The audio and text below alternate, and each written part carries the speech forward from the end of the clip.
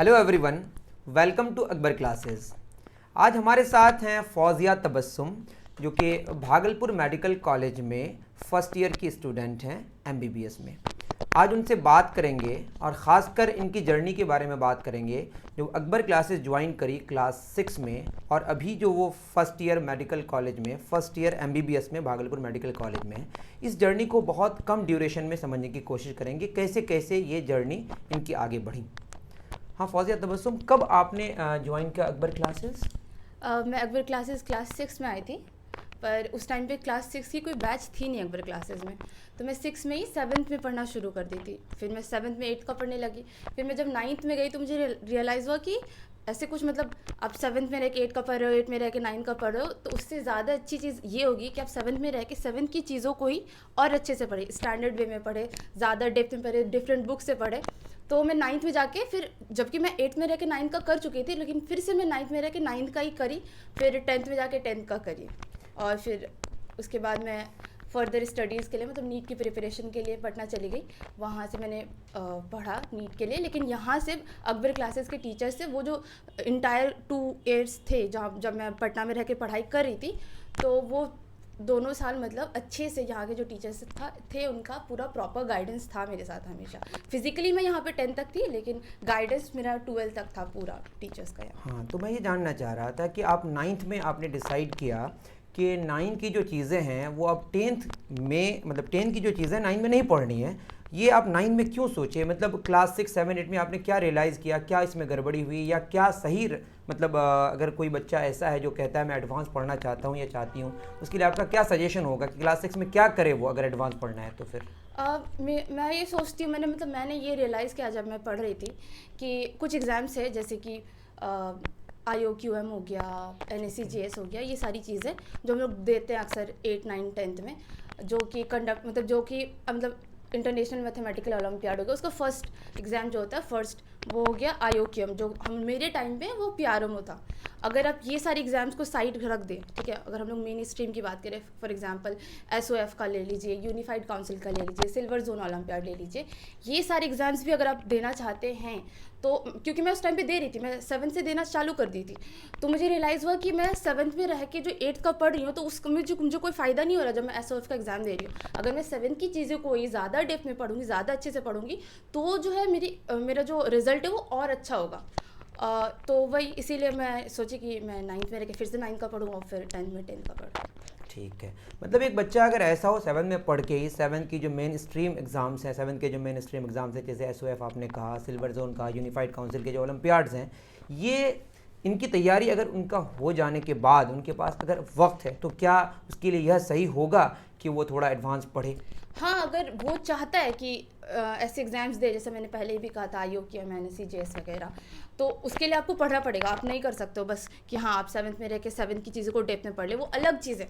तो अगर आप इतना टाइम निकाल पा रहे हो कि हाँ आपने पढ़ ली चीज़ें जो 7 की चीज़ें हैं, ठीक है, उसके बाद आपने उसको डेप्थ में पढ़ लिया, डिफरेंट बुक से पढ़ लिया, आप इतना पढ़ चुके हैं कि आप SOF, NSO वगैरह ये सारे एग्जाम्स क्वालिफाई कर सकते हैं अच्छे नंबर से। उसके बाद भी अगर आपके पास टाइम बचता है तो आप पढ़ो एडवांस लेवल का अच्छे से, पियर्सन फॉलो करो, ठीक है, जिससे मुझे बहुत बहुत हेल्प हुआ था, उसको फॉलो करो। मतलब डिफरेंट्स और भी बुक्स है बहुत सारे, ठीक है, उसको फॉलो करो और पढ़ने की कोशिश करो, जैसे कि NSCGS या फिर IOQM के प्रीवियस ईयर क्वेश्चन से देखो, उसको अच्छे से पढ़ो, ठीक है, तो उससे अब हो सकता है कि NSCGS IOQM वगैरह भी क्वालिफाई कर सकते हैं। तो अगर आपके पास टाइम बच रहा है तो आप ज़रूर करें। हाँ, तो मतलब यह समझ आ रहा है कि आपकी प्रायोरिटी में सबसे पहले आपकी मेन स्ट्रीम किताबें होनी चाहिए, जो मेन स्ट्रीम जो सिलेबस है, जैसे हम NCERT की बात करें उस पैटर्न से या उस बुक के अकॉर्डिंग जो चीज़ें हैं वो मटेरियल हमारा पूरी तरह हो जाए। उसके बाद फर्दर पियर्सन की कोशिश करें करने की, तब भी अगर वक्त बच जाए तो एडवांस पढ़ सकते हैं हम लोग। हाँ जी, बिल्कुल यही बात वो है। डिपेंड करता है सिचुएशन पे कि बच्चे का सिचुएशन कैसा है जी, है ना। तो ठीक है, तो यहाँ तक तो हमें समझ आ रही है बात कि क्लास 6 से लेकर क्लास 10 तक आपने अकबर क्लासेस में फिजिकली पढ़ा और आपने पियर्सन पे शायद आपने बहुत ज़्यादा, आपने कहा पियर्सन आपको बहुत ज़्यादा फ़ायदा किया। किस तरीके से पियर्सन आपको ज़्यादा फ़ायदा किया, थोड़ा जानना चाहते हैं। पियर्सन में क्या है, जैसे हम लोग 7th में मान लीजिए, पियर्सन में जैसे हम लोग काइनेमेटिक्स पढ़ते हैं, ठीक है, वो NCERT में ना दिया हुआ है 9th में, आई थिंक लेकिन पियर्सन में 7th में भी काइनेमेटिक्स के चैप्टर्स हैं। ऐसा नहीं है कि वो बहुत, जब आप मतलब उसको उसमें जो कंटेंट दिया हुआ पढ़ोगे फिर सवाल बनाओगे तो ऐसा नहीं है कि आपसे नहीं बनेगा। अगर आप अच्छे से पढ़ोगे इन सारी चीज़ों को, और ऑब्वियसली गाइडेंस अगर आपको अच्छा मिलता है, टीचर्स अच्छे मिलते हैं, फिर आप अगर क्वेश्चंस बनाओगे आपको आराम से बनेगा। ऐसा कुछ भी नहीं है कि नहीं बनेगा। तो क्या होता है कि जब हम लोग 7th में रह के पियर्सन सॉल्व कर रहे हैं और मैं काइनेमेटिक्स पढ़ रही हूँ, तो मैं जो 7th की चीज़ें हैं, मैं जैसे 7th में स्पीड, वेलोसिटी वगैरह ये हम लोग 9th में पढ़ते हैं एनसीईआरटी में, मैंने 7th में चीज़ें पढ़ी हैं, ठीक है, और अच्छे से पढ़ ली। अब मैं जब 9th में जा रही हूँ फिर उन सारी चीज़ों को पढ़ रही हूँ तो मेरा और भी ऐसे ब्रॉड हो रहा है कि हाँ चलो मैं फील कर पा रही हूँ। हो सकता है मैं जब 7th में स्पीड, वेलोसिटी वगैरह मतलब जो भी चीज़ें हैं, काइनेमेटिक्स जब मैं पढ़ रही थी मैं उसको फील नहीं कर पा रही थी। मैंने कंटेंट पढ़ा, मैंने सवाल बना लिया, मुझे पता है कि हाँ इस तरीके से बनाना है।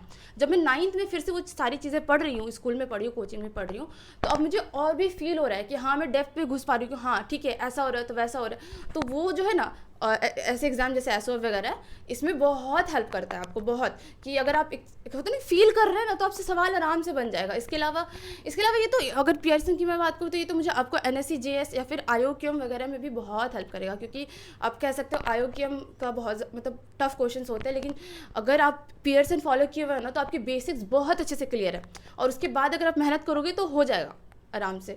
तो हाँ, इसलिए पियर्सन मुझे बहुत हेल्प किया था। चलिए, बात तो समझ आई।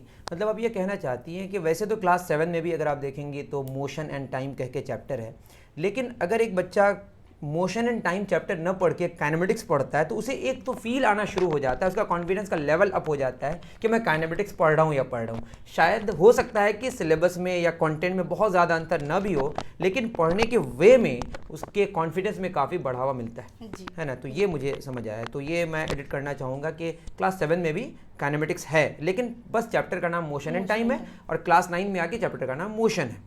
तो ये सारी चीज़ें हैं। तो मतलब पियर्सन लेवल को अप करने का एक बहुत बड़ा जरिया है हमारा, जी। है ना।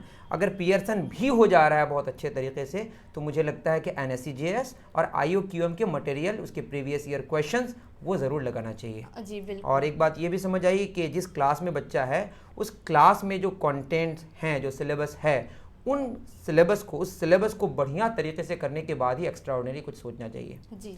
ठीक है। तो क्लास 10 तक बात तो समझ आ गई। कुछ एग्जाम्स के बारे में जैसे एनटीएससी वगैरह, शायद आपने एनटीएससी भी क्वालिफाई किया फर्स्ट स्टेज, हाँ। उसकी जर्नी कैसी, मतलब किस तरीके से आपने तैयारी करी? अभी तो एनटीएससी में बहुत ज़्यादा मतलब अभी तक समझ नहीं आ रहा है कि उसका होगा या नहीं होगा, लेकिन ठीक है, आप शायद जब दी थी उसके बाद एनटीएससी और कंटिन्यू नहीं हो रहा है, तो वो कैसे आपने तैयारी करी? एनटीएससी में मैं मतलब वही पियर्सन पढ़ा था, मैं पढ़ी हुई थी।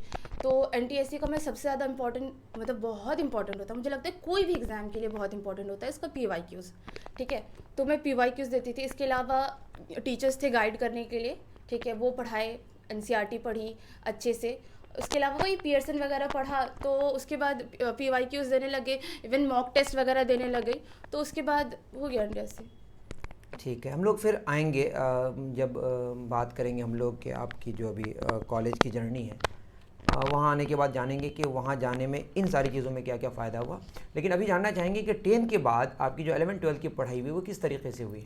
मैं 11-12 की पढ़ाई मतलब करने के लिए मैं पटना चली गई थी, ठीक है। वहाँ मुझे बस 11-12 नहीं पढ़ना था, मुझे मतलब मैं प्रॉपर नीट की तैयारी करने के लिए पटना चली गई थी।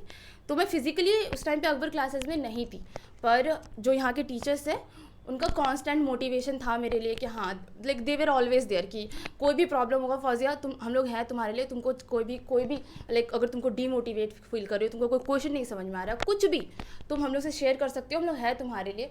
तो वो एक होता नहीं कि कांस्टेंट मोटिवेशन मिलता रहा, प्रॉपर गाइडेंस मिलती रही कि हाँ फौजिया तुम्हें ये नहीं करनी है, तुम्हें ये करनी है, ये करो तुमको ज़्यादा सही रहेगा, ये करो तुमको ज़्यादा सही रहेगा। बहुत सारे बच्चे का नहीं होता है, लाइक लैक ऑफ गाइडेंस की वजह से। मुझे लगता है बहुत सारे बच्चे बहुत मेहनत करते हैं, मुझे लगता है कि मैंने जितनी मेहनत करी उससे भी बहुत ज़्यादा मेहनत करते हैं बच्चे, लेकिन गाइडेंस नहीं मिलने की वजह से ना उनका नहीं होता है। तो मेरे लिए बहुत अच्छा था कि अकबर क्लासेस के टीचर्स थे मेरे लिए, हमेशा उन्होंने मुझे गाइड करा अच्छे से और मेरा हो गया। तो ऐसे ही बात है। बहुत बढ़िया। मतलब पटना में आप रहीं, 11-12 में आपने करी तैयारी, नीट की तैयारी करी, लेकिन मतलब लगातार आपको गाइड मिलते रहा अकबर क्लासेस के टीचर्स की तरफ से। और वहाँ पे आपकी पढ़ाई भी। तो फर्स्ट अटेम्प्ट में ही आपका हो गया नीट क्लियर? जी जी, अल्हम्दुलिल्लाह से मेरा फर्स्ट अटेम्प्ट में ही हो गया नीट क्लियर। तो नीट में आपका नीट में रैंक, नीट में कैसा रहा, क्या रहा आपका? नीट में एक्चुअली हुआ ये था कि जब मैं दी थी नीट, तो आई वाज एक्सपेक्टिंग कि मेरे 641 आएगा, ठीक है। तो 3 क्वेश्चंस का मैं श्योर नहीं थी, तो मैंने बोल दिया था कि 3 क्वेश्चन का श्योर नहीं हूँ, मैं तो 626 कंफर्म है। पर मुझे लग रहा था कि वो 3 क्वेश्चन मतलब होता नहीं कि कुछ कोई इंस्टीट्यूट कुछ दे रहा था, कोई इंस्टीट्यूट कुछ दे रहा था जो आता आंसर की। तो मुझे लग रहा था कि नहीं 641 आ जाएगा, तो मुझे लगा था कुछ अच्छे कॉलेजेस मिल जाएंगे मुझे। पर फिर रिजल्ट आया तो मतलब जो होता ना कि पहले तो NTA पहला आंसर की रिलीज़ करता ना, तो आंसर के से मैंने मिलाया तो वो 626 आया। तो मुझे थोड़ा सा फील हुआ कि मतलब 641 आता तो ज़्यादा अच्छा लगता। लेकिन फिर उसके बाद जब रिज़ल्ट आया तो उसमें रैंक बहुत ज़्यादा आ गया। मतलब मुझे लगा था कि 626 में भी एटलीस्ट मैं अंडर 10,000 रैंक आ जाऊंगी। तो मुझे लगा था कि बिहार के कुछ अच्छे कॉलेजेस होता है ना, जैसे PMCHE हो गया, IGMSC हो जाएगा, मेरा ऐसा था कि मिल जाएगा। पर जब प्रॉपर रिजल्ट आया NTA की तरफ से तो मेरा रैंक था 15,477। तो मुझे लगा कि अब पता नहीं मुझे अच्छा कॉलेज मिल पाएगा नहीं मिल पाएगा। पर ऑब्वियसली पेरेंट्स थे, टीचर्स थे, सब थे, उन लोगों ने सबने समझाया कि इतना मतलब डीमोटिवेट फील करने की ज़रूरत नहीं है, इतने में भी अच्छा कॉलेज मिल जाएगा। और काउंसलिंग अच्छे से करो, काउंसलिंग अच्छे से किया, उसके बाद अब फिर JLNMC भागलपुर मिल गया। तो फाइनली आप भागलपुर मेडिकल कॉलेज में अभी MBBS के फर्स्ट ईयर स्टूडेंट हैं।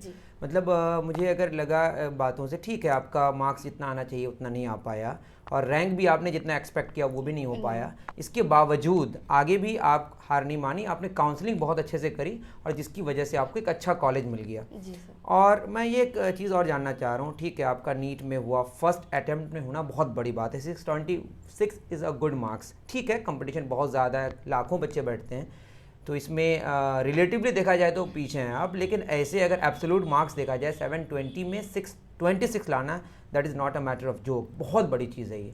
ठीक है, congratulations for that. Thank you. हाँ, तो मैं ये जानना चाह रहा था कि वो जो नीट में आपने फर्स्ट अटेम्प्ट में लाया, तो मैं फिर मैं पीछे थोड़ा जाऊंगा कि आप जो class 6, class 7, class 8, class 9, class 10 में थोड़ा सा अपग्रेड करके अपने आप को पढ़ी, जो मेन स्ट्रीम में जो बच्चे हैं उससे थोड़ा अलग होकर पढ़ी, पियर्सन पढ़ी, IOQM जो उस वक्त PRM होता था वो क्वालिफाई करी, RMO क्वालिफाई की, इनमो के लिए बैठी आप। ये सारे एग्ज़ाम्स आपने दी, पियर्सन पढ़ी, बहुत सारी चीज़ें, डिफरेंट मटेरियल्स आपने पढ़ा, बहुत सारे एग्ज़ाम्स आपने दिए डिफरेंट SOF, यूनिफाइड काउंसिल और सिल्वर जोन फाउंडेशन, इन एग्ज़ाम्स में भी आपने बैठा। इसका क्या फ़ायदा मतलब नीट में? ऐसे तो डायरेक्ट देखा जाए तो इन एग्ज़ाम से डायरेक्ट कहीं एडमिशन तो नहीं होता है। नहीं। क्या मोटिवेशन मिलता है या क्या होता है, वो आप बच्चों को अगर शेयर करें तो शायद ज़्यादा बेनिफिट हो। जैसे मैं पटना में जहाँ भी पढ़ाई कर रही थी 11th में मैं गई वहाँ पे, तो मैं बहुत सारे SOF के एग्ज़ाम में मतलब जोनल रैंक होल्डर भी रही हूँ, ठीक है। मैंने 9th में RMO भी क्वालिफाई किया था, रीजनल मैथमेटिकल ओलंपियाड, जो कि सेकंड स्टेज है, ठीक है, इंडियन मैथमेटिकल ओलंपियाड के लिए, international mathematical olympiad, international mathematical olympiad के लिए। तो उसके बाद मैंने 10th में NTSC भी क्वालिफाई किया था। तो जब मैं 11th में गई थी तो वहाँ के टीचर्स को पता था कि हाँ मैंने ये सारी चीज़ें क्वालिफाई करी है, तो वो लोग को था कि हाँ ये इस बच्चे से एक्सपेक्ट कर सकते हैं हम लोग अच्छा। तो एक होता है ना कि अच्छा ध्यान जाता है कि हाँ तुमसे हम लोग को एक्सपेक्टेशन है, वो ध्यान दे रहे हैं ज़्यादा। तो एक तो वो रहता है कि हमेशा आप कॉन्फिडेंट रहते हो कि हाँ मैंने ये एग्ज़ाम्स क्वालिफाई करा है, मैंने देखा है अपने आप को कि मैं ये सारे एग्ज़ाम जब क्वालिफाई कर सकती हूँ तो मैं नीट भी कर सकती हूँ। टीचर्स का अलग ध्यान रहता है आप पे कि हाँ इस बच्चे ने ये सारे एग्ज़ाम्स क्वालिफाई करे हैं तो इस बच्चे में कुछ पोटेंशियल है, तो उनका अलग ध्यान रहता है। तो एक होता है ना कि कॉन्फिडेंस आता है बहुत ज़्यादा। जैसे अब हम लोग SOF वगैरह ही देते हैं, ठीक है, उसमें जब मैं देखती हूँ कि जोनल रैंक में कुछ अच्छा रैंक आया है मेरा, तो मुझे एक आइडिया मिलता है कि चलो हाँ मतलब ओवरऑल इंडिया में मतलब मैं इस पोजीशन हाँ में मैं इस पोजीशन में हूँ, मुझे आइडिया मिल पाता है, ठीक है। इसके अलावा जब NTSC क्वालिफाई करी तो फिर वही कॉन्फिडेंस आया। तो ये जो सारी चीज़ें ना एक कॉन्फिडेंस आपको देता है, कॉन्फिडेंस मुझे लगता है बहुत ज़रूरी है। अब मतलब बीच में मेरा ही जब मैं प्रिपेयर करी थी मेरा कॉन्फिडेंस बहुत डाउन चला गया था, लेकिन फिर वही टीचर्स ने समझाया तो फिर मतलब मेरा मार्क्स क्योंकि बहुत कम चला गया तो मेरा डाउन कॉन्फिडेंस भी कम चला गया। तो मुझे लगा था कि मेरा फर्स्ट अटेम्प्ट में नहीं होगा, और मैं कॉन्फिडेंस कम होने की वजह से मेरा मार्क्स और कम आ रहा था। तो फिर टीचर्स ने समझा, फिर मेरा वही कॉन्फिडेंस बिल्डअप हुआ, फिर मैं पढ़ने लग गई। तो कॉन्फिडेंस बहुत इंपॉर्टेंट है। और अब जब आप एग्जाम्स ये सारे देते हो, ये सारे एग्जाम्स क्वालिफाई करते हो, तो आपका कॉन्फिडेंस बहुत बढ़ता है, आपको पता चलता है कि आप ऑल इंडिया में कहाँ लाई कर रहे हो। तो आपको आइडिया होती है कि हाँ चलो। ऑल्सो जब आप, क्योंकि एक कॉम्पिटिटिव एग्जाम है, आप ऑलरेडी कुछ कॉम्पिटिटिव एग्जाम्स में बैठ चुके हो, तो आपको एक एक्सपीरियंस रहता है, आपको डर नहीं लगता है कि चलो हाँ कुछ हो जाएगा मेरे साथ, क्या पता गंदा आएगा बहुत। आपको आइडिया है कि हाँ कंपटीशन का क्या क्या मतलब होता है ना कि क्या असर पड़ेगा, आपको कैसा फील हो रहा होगा, आप नर्वस हो जाता है बच्चा बहुत कोई वैसा। तो आप ऑलरेडी क्योंकि बहुत सारे एग्जाम्स दे चुके हो, तो आप कम नर्वस होंगे, आप ज़्यादा कॉन्फिडेंट रहोगे, आपको पता होगा कि हाँ कैसे अपने स्ट्रेस को कम करना है, कैसे टाइम मैनेजमेंट करना है। तो हाँ, तो ये सारी चीज़ों का ये बातें मुझे समझ ये आई कि इससे डायरेक्ट एडमिशन तो नहीं होता इन एग्ज़ाम से, लेकिन आपका कॉन्फिडेंस का लेवल इतना हो जाता है और आपकी एक जिम्मेदारी भी बढ़ जाती है कि आपने इतना अचीव किया है तो इससे आगे और अचीव करना है। एक इंपॉर्टेंट बात मैं कहना चाहूँगा कि जो फौजिया तबस्सुम अभी हम जिनसे बात कर रहे हैं, ये जो एग्ज़ाम क्वालिफाई की थी RMO रीजनल मैथमेटिकल ओलंपियाड, ये उस वक्त जो 2019 में क्वालिफाई करी थी, 2020 में उसका फाइनल स्टेज होना था, जो कि यूनिवर्सिटी ऑफ बाथ में होना था, जो कि यूनाइटेड किंगडम में है ना। तो ये बहुत बड़ी बात थी, ये 5th स्टेज में जाके वो होता है। तो ये RMO, आप ये समझिए कि RMO जो नीट के बारे में, मतलब अभी जो नीट एक्चुअली हमारा मेन फोकस है, लेकिन उससे बड़ा अचीवमेंट था इनका। तो इनको मुझे तो लगता है कि शायद इससे बहुत इतनी खुशी मिली, इतना कॉन्फिडेंस बिल्डअप हुआ कि पहले अटैम्प्ट में वो इतना अच्छा कर पाई। आई थिंक मैं सही हूँ इस मामले को लेकर। इसके अलावा भी बहुत सारे रिकॉर्ड्स हैं इनके, अगर आप जानना चाहेंगे तो कमेंट करिएगा, तो शायद वो रिप्लाई कर दें वहाँ पे, है ना। तो वहाँ पे आप कर सकते हैं, कमेंट सेक्शन में पूछ सकते हैं, वो वहाँ पे आपके साथ वो कनेक्ट हो जाएंगे। तो नेक्स्ट अब ये जानना चाहेंगे फौजिया, ये तो समझ आ गया कि नीट तक की बात, कि 6 से 10 तक आपने जो पढ़ा, पियर्सन वगैरह और एग्ज़ाम्स आपने दिया, इनका क्या फ़ायदा हुआ। लेकिन एक बहुत इंपॉर्टेंट बात, लोग तो बहुत सारे इंटरव्यूज़ देखते हैं जिसमें यहाँ तक जर्नी रहती है लोगों की, लेकिन अब मैं जानना चाहता हूँ, क्योंकि आप फर्स्ट ईयर में जा चुकी हैं, तो वहाँ जाने के बाद मुझे उम्मीद है कि आपकी पढ़ाई शायद शुरू हो गई होगी। जी। पढ़ाई शुरू हो गई है, तो वहाँ के बारे में ज़रा बताएं। वहाँ तो मेरे पास सवाल भी नहीं, आप ही बताएं कि वहाँ पे क्या अब तक आपने 2-3 महीने में, या जो भी आपकी जर्नी वहाँ तक हुई, उसमें क्या क्या आपने करा, क्या क्या आपने फेस किया, रैगिंग वगैरह, व्हाटएवर, आप पूरा बताएं। मुझे जो कॉलेज मिला है JLNMCH भागलपुर, फुल फॉर्म क्या, JN something, Jawaharlal Nehru medical college and hospital Bhagalpur, वो मुझे ऑल इंडिया से नहीं मिला, मैं बिहार काउंसलिंग से मिला है। मैं एक पॉज करना चाहूँगा, मैं शुरू में ही कहा था कि भागलपुर मेडिकल कॉलेज, मतलब शॉर्ट में ऐसे ये तो समझ लोग कहते हैं ना ऐसे ही, Bhagalpur medical college, that will do ना। हाँ, दैट इज ओके, क्योंकि भागलपुर में एक ही मेडिकल कॉलेज है गवर्नमेंट। ठीक है, तब भी नाम जानना जरूरी है। नाम आपने क्या बताया, एक बार फिर ठीक से बताएं। Jawaharlal Nehru medical college and hospital, short में JLNMCH। ओके, चलिए बताएं। तो मुझे बिहार काउंसलिंग से मिला था JLNMCH। तो बिहार का बहुत लेट चला था इस बार, मतलब ऑल इंडिया का जो काउंसलिंग है वो उससे बहुत पीछे था बिहार का। तो बहुत मुझे सेकंड राउंड में मिला वो, मैं सेकंड राउंड में वहाँ गई, ठीक है। उसके बाद फिर थर्ड राउंड होना था, स्टे वैकेंसी होनी थी, एडमिशन होना था, बहुत टाइम लगा रहा था। मुझे लग रहा था मैं बहुत दिन से हूँ घर पे, मुझे जल्दी जाना है कॉलेज, बहुत ज़्यादा एक्साइटमेंट था कि हाँ जाना है कॉलेज। पर जब कॉलेज गई, मेरा 26 सितंबर को एडमिशन हुआ और मेरी क्लासेस 5 अक्टूबर से स्टार्ट होने वाली थी। तो मैं घर नहीं आई, मैं 26 में ही हॉस्टल में शिफ्ट वगैरह हो गई। अब हुआ ये कि उस टाइम तक कोई भी बच्चा शिफ्ट नहीं हुआ था। तो सीनियर्स को क्या होता है, सीनियर्स का इंटरेक्शन होता है बच्चों के साथ, क्या सीनियर को इंटरेक्शन करना है, कौन बच्चा आया है, कहाँ से आया है, क्या कर रहा है, नहीं कर रहा है, किस में इंटरेस्ट है, क्या नहीं है। तो जब उनको पता चला, उनको आइडिया हुआ कि हाँ एक बच्ची आई है जो कि अभी शिफ्ट कर गई है, 5 से क्लास स्टार्ट है तो भी, तो वो तो पहले तो कॉलेज में ही इंटरेक्शन होता है सीनियर से, तो उनको हमें नंबर देना पड़ता है, सारे बच्चों को नंबर देना पड़ता है ताकि वो एक कॉमन ग्रुप बना सके, ताकि आप ज़्यादा इंटरेक्ट कर पाओ सीनियर से। ऑब्वियसली आपको बहुत हेल्प होता है सीनियर से आगे चल के, इसलिए। तो क्योंकि उनके सारे के पास मेरा नंबर था, तो वो लोग मुझे कांटेक्ट करने लगे कि कहाँ रुकी हो बाबू, कौन सा हॉस्टल में रुकी हो बाबू, ठीक है, ऐसे करके। तो फिर उसके बाद मैंने उनको बताया कि मैं इस हॉस्टल में रुकी हूँ। फिर वो आए मेरा हॉस्टल, इंटरेक्ट करे, मुझे रूल्स, सबसे पहले मुझे रूल्स सिखाए। मुझे लगता है कि बिहार के सारे ही कॉलेजेस में कुछ प्रॉपर रूल्स है, जैसे कि आप आई कांटेक्ट नहीं कर सकते हैं सीनियर से। आपको ऐसा बोला जाता है कि आपका जो एप्रन है उसका 3rd बटन पे आपका जो है आई होना चाहिए। आप क्या एप्रन क्या होता है? वो जो व्हाइट कोट हम लोग डालते हैं, उसका जो 3rd बटन है उस पर आपको वहाँ देखना, आप आई कांटेक्ट नहीं कर सकते। आप कभी भी सीनियर को देखो, मतलब यह है कि हाँ इज्जत देनी है आपको सीनियर्स को। आप कभी भी सीनियर को देखो, कहीं भी देखो, आपको प्रॉपर उनको ग्रीट करना है, good evening, good afternoon, good morning, जो भी है।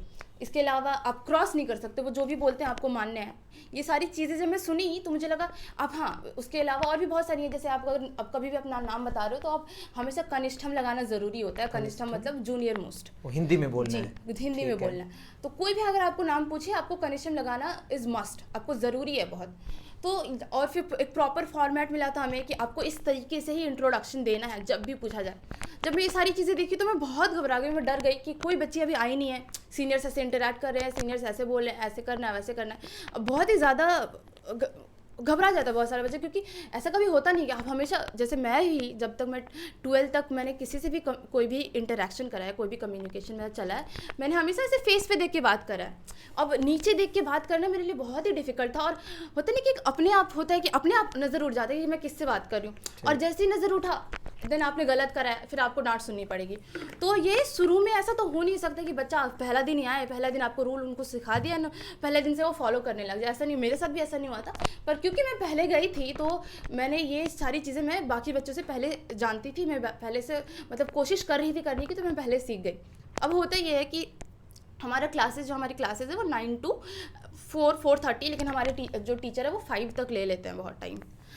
और फिर उसके बाद 5 के बाद हमें सीनियर्स बुलाते हैं। अभी तो सीनियर्स कम बुलाते हैं रिलेटिवली, क्योंकि उनका खुद का यूनिवर्सिटी एग्ज़ाम है, लेकिन वो कहते हैं कि जब यूनिवर्सिटी एग्ज़ाम खत्म हो जाएगा तो हम लोग ज़्यादा अच्छे से इंटरेक्ट करेंगे।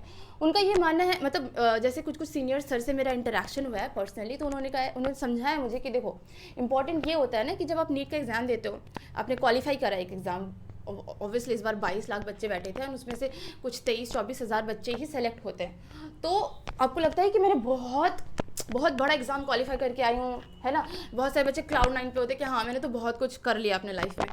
तो ये जो एक होता है ना कि एक बच्चे को रियलाइज़ कराना होता है कि नहीं, यहाँ पे जो आप आए गवर्नमेंट कॉलेज में, यहाँ पे सारे बच्चे नीट क्वालिफाई करके आए, कोई भी आपसे कम नहीं है। तो बहुत सारे बच्चे लाइक इनडिसिप्लिन हो जाते हैं, कोई डिसिप्लिन नहीं फॉलो करना है, तो उनको कम करने के लिए, उनका जो एनर्जी है आप कह सकते हैं, उनको कम करने के लिए ये सारी चीज़ें होती है कि जो प्रॉपर कुछ रूल्स हैं वो फॉलो करनी ही है आपको, वो करा जाता है। तो वही हम लोग को 5 के बाद सीनियर्स बुला लेते हैं इंटरेक्शन के लिए। वो उसमें आपको कभी भी कोई भी बुला के पूछ सकता है कि हाँ अपना इंट्रो दो, यानी आपको पूरा अपना इंट्रो सुनाना है। एक फॉर्मेट है पूरा, जो कि पूरा एकदम कंप्लीट हिंदी है, आपको उसको रटे रहना है। और आप उस मतलब जो फॉर्मेट है आप उसमें कुछ भी इधर उधर नहीं कर सकते। अगर जैसे इंट्रो के लास्ट का लाइन है कि मेरी अभिरुचि नृत्य एवं गायन में है, तो आपकी अगर नहीं भी है डांस या फिर सिंगिंग में, तो आपको चेंज नहीं करना है। ऐसा नहीं है कि आपका अगर बुक्स पढ़ने में तो आप ये बोलते कि मुझे किताबें पढ़नी पसंद है, नहीं, आपको यही बोलना है। अगर आपको पसंद है तो आपको फिर से पूछेंगे कि बाबू और किस में इंटरेस्ट है, तब आप जाके ये कहेंगे। तो ये सारी चीज़ें बच्चों को पहले पता नहीं है, तो उनको लगता है कि हाँ ये फॉर्मेट है, लेकिन ये तो मुझे पसंद ही है, तो मैं तो ऐसे नहीं बोलूँगी, मैं तो वैसे बोलूँगी। अब उसमें भी डांट पड़ जाता है। तो एक होता है ना कि डांट सुनने की आदत लग जाती है, बहुत ज़्यादा लग जाती है।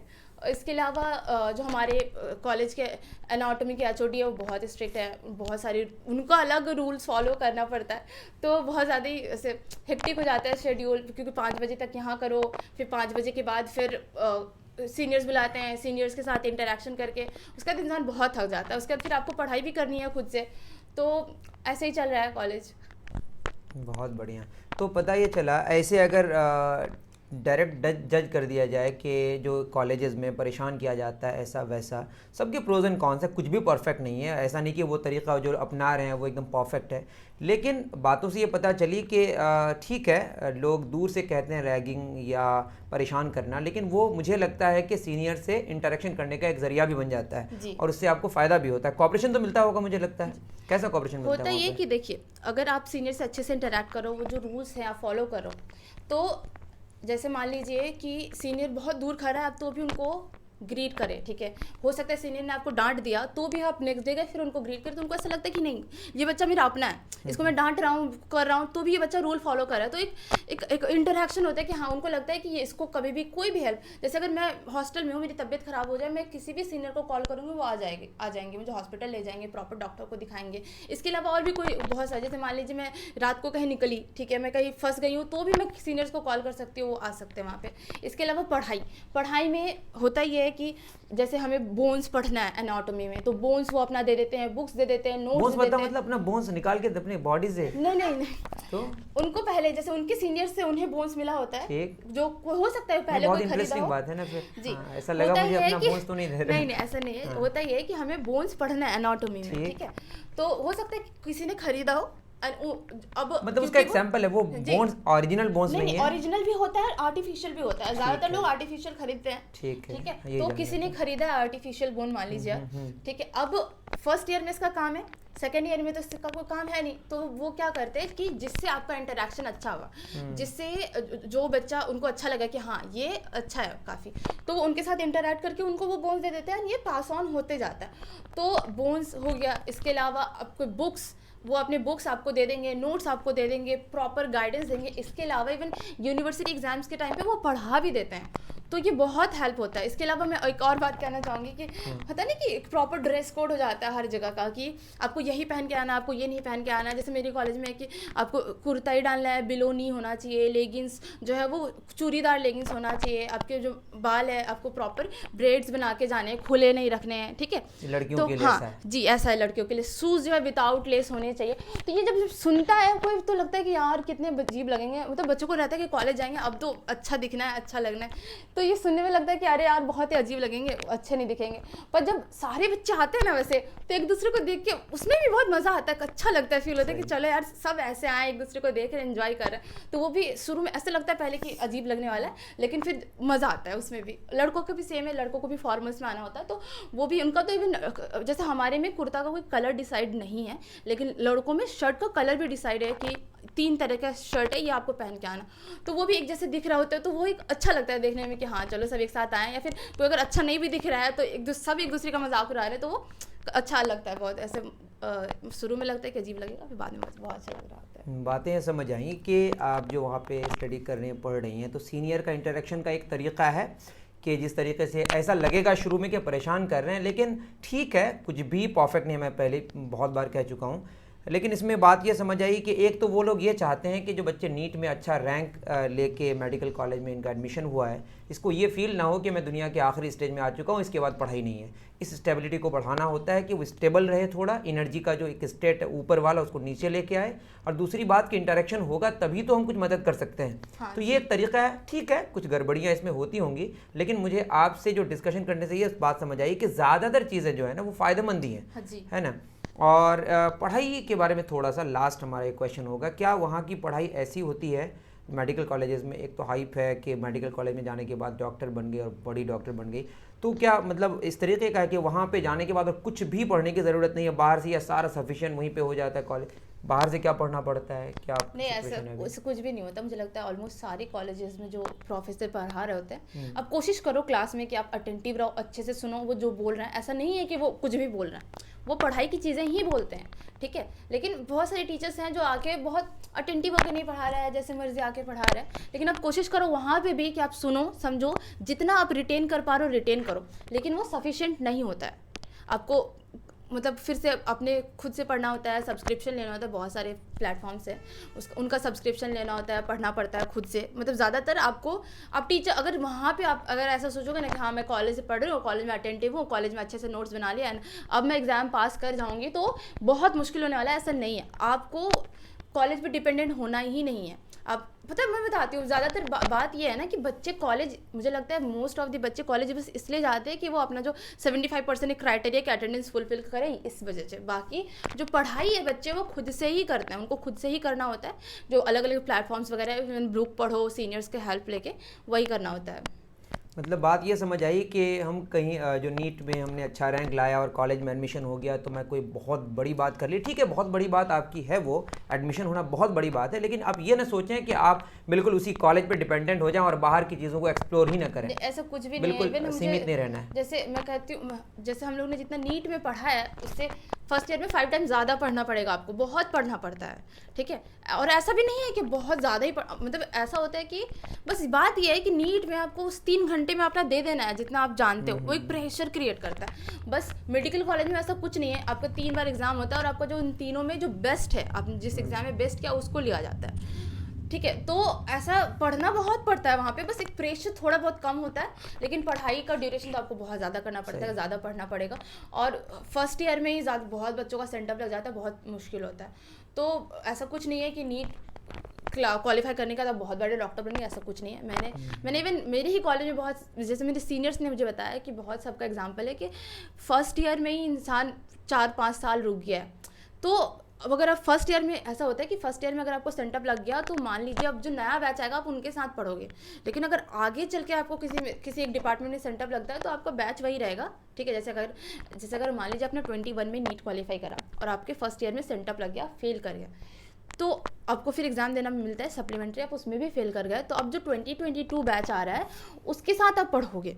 लेकिन अगर आपने 21 में करा नीट और आपने 21 में क्वालिफाई, मतलब फर्स्ट ईयर आपने पास कर लिया, अब सेकंड ईयर का किसी आप डिपार्टमेंट में फेल कर जाते हो तो ऐसा नहीं होगा कि आप 2022 वाले के साथ पढ़ने लग जा रहे हो। बस वो जो एक प्रॉपर एक सब्जेक्ट है वो आप पढ़ रहोगे, आप होंगे ही 21 वाले बैच के साथ ही, बस वो एक प्रॉपर सब्जेक्ट है, कुछ दिन आपको वहाँ जाकर करना होगा, वो एग्ज़ाम क्वालिफाई कर लिया फिर आगे बढ़ेगा। तो फर्स्ट ईयर में सेंटअप लेना, फर्स्ट ईयर में क्वालिफाई करना एग्ज़ाम बहुत इंपॉर्टेंट होता है। ठीक है, तो ऐसा होता है कि वो बहुत पढ़ना भी होता है, मुश्किल होता है, पर ऐसा कुछ है कि हाँ टाइम मिलता है आपको, प्रॉपर गाइडेंस मिलता है, तो आप पढ़ोगे तो हो जाएगा। तो वही होता है कि नीट क्वालिफाई कर लेने से ऐसा कुछ नहीं है कि आप बहुत अच्छे डॉक्टर बन गए, उसके बाद आपको बहुत सारे एग्ज़ाम्स है वो क्वालिफाई करना है, जो भी आपके कॉलेज के एग्ज़ाम है, यूनिवर्सिटी एग्ज़ाम है, अभी तो और भी मुश्किल कर दिया है, अब तो नेक्स्ट वगैरह आ गया। तो मतलब ठीक है, मैं समझ रहा हूँ कि पढ़ाई की जर्नी का कोई अंत नहीं है। हम लोग ये सोचें कि नीट या जेई हमने क्वालिफाई किया, अच्छा रैंक लेके आ गया तो हमारी पढ़ाई का द एंड है, ये तो बिल्कुल बेकार बात है। ऐसे बच्चे अगर इस तरह की, कुछ बच्चे हैं जो इस तरह की सोच रखते हैं या गार्जियन सोच रखते हैं कि क्लास 10 में आपका बच्चा या आप बच्चे खुद पढ़ रहे हैं और 10 में बहुत अच्छा रैंक लेके आ गए, बहुत अच्छा मार्क्स लेके आ गए, टॉप कर गए पूरे इंडिया में या पूरे स्टेट में, तो ये बहुत बड़ी बात नहीं है। बड़ी बात ज़रूर है, लेकिन इतनी बड़ी बात इसको ना सोचें कि इसके बाद आपको पढ़ाई नहीं करनी है। आप जितना अच्छा करते हैं उससे आगे और बेहतर करने के लिए आपको ज़्यादा मेहनत करनी है, ये बात यहाँ से समझ आई। तो मुझे लगता है कि और बातें तो अब नहीं है। तो हमारी बात हो रही थी फौजिया तबस्सुम से, उसकी जर्नी का पूरा हिस्सा तो हमने नहीं पढ़ा, मतलब पूरा नहीं जाना। क्लास 6 में जो अकबर क्लासेस में ज्वाइन करी, उसके बाद वो अभी भागलपुर मेडिकल कॉलेज, पूरा नाम मुझे याद नहीं रहता है, जिसकी वजह से आपको समझने के लिए मैं कह रहा हूँ भागलपुर मेडिकल कॉलेज, वहाँ तक की जर्नी अभी फर्स्ट ईयर में है। इसके बाद की जर्नी फिर कभी हम लोग डिस्कस करेंगे। मैं उम्मीद कर रहा हूँ कि आपको इस डिस्कशन से बहुत कुछ सीखने का मौका मिलेगा। और फौजिया, आप कुछ लास्ट कहना चाहेंगी बच्चों को तो कहें, नहीं तो हम लोग फिर इसको, और मुझे लगता है कि सारी चीज़ें हो गई। हाँ जी, ऑलमोस्ट सारी चीज़ें हो गई। बस यही है कि पढ़ रहे हो, अगर ऐसा कुछ मैं जितना बता रही हूँ कि हाँ आपको कॉलेज में जाके और भी पढ़ना है, तो इसका मतलब ये नहीं करो कि अरे यार कॉलेज में जाके बहुत पढ़ना है तो अब क्या, अब छोड़ो नहीं करना है, ऐसा कुछ नहीं है। नीट मतलब आपको कॉलेज में जाके पढ़ाई करनी है, वो हो जाएगा आपसे। अगर आप एक बार नीट में, होता नहीं कि नीट में आप पढ़ रहे हो आप, तो वो पढ़ना सिखा देता है आपको कि हाँ अब कॉलेज में आके कैसे पढ़ना है। तो ऐसा मत कोई भी डीमोटिवेट मत हो जाना कि कॉलेज में जाके तो इससे भी पढ़ना है। ऐसा तो नहीं है कि नीट क्वालिफाई कर लिया फिर कॉलेज में जाके मतलब नीट क्वालिफाई करना ही नहीं है। नहीं, पढ़ो, अच्छे से पढ़ो, कंसिस्टेंट होकर पढ़ो, नीट क्वालिफाई करोगे फिर कॉलेज में जाने के बाद अपने आप तुमको रास्ता मिलते जाएगा कि हाँ आगे कैसे क्या करना है। तो हाँ, इसका मतलब ये हुआ कि हाँ ठीक है, मैं भी एक चीज़ कहना चाहूँगा कि आप जो भी करेंगे, ऐसा नहीं कि पढ़ाई के अलावा आप कुछ करना चाहते हैं तो नहीं कर सकते, कर सकते हैं, करना ही पड़ेगा, पढ़ाई के बाद तो कुछ ना कुछ करना ही पड़ेगा। तो मैं कह रहा हूँ कि आप जिस काम को भी करते हैं, जैसे आपका काम है पढ़ना, और जैसे मैं खुद बोलूँ तो मैं खुद टीचर हूँ, है ना, तो मैं पढ़ाता हूँ, तो मेरा काम है पढ़ाना। तो आपको अपने काम में मज़ा कैसे आए ये ढूंढना आपको है, शायद यही बात है। आगे स्ट्रगल ही है। अगर आप ज़्यादा सोचेंगे, आप सोचेंगे कि आराम हो जाएगा, आराम की तलाश में आपको ज़्यादा स्ट्रगल हो जाएगा। तो बेहतर ये है कि आप जिस काम को करते हैं, जैसे आप पढ़ते हैं, तो उसमें आप ढूंढे कि कैसे मज़ा आए, है ना। जी बिल्कुल। चलिए ठीक है, बहुत अच्छा लगा फौजिया तबस्सुम। फिर उम्मीद करते हैं कि हम लोग बाद में जो आपकी जर्नी होगी उसको डिस्कस करेंगे। और बच्चों या जो भी गार्जियन सुन रहे हैं, नेक्स्ट हम लोग कोशिश करेंगे कि इसी तरह के इंटरव्यूज़ को हम लोग करें, और जिससे आपको फ़ायदा हो और जर्नी को समझ पाएँ कि किस तरीके से बच्चे आगे जाते हैं और अच्छा करते हैं। ठीक है, thank you very much. Thank you so much sir, thank you.